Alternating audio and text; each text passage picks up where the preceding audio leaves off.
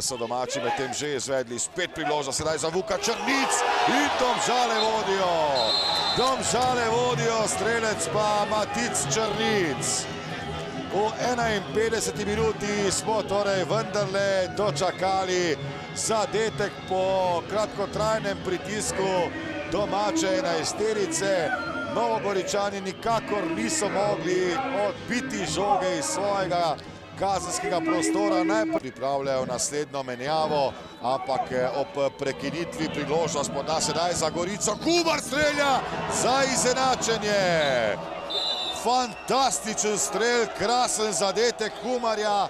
1-1 je v Domžalah. Ni dolgo trajalo veselje v domačem taboru. Sedaj veselje tudi med gostujočimi navijači. Poglejmo še enkrat, odbil je takole Zec, potem pa je bil prekratek.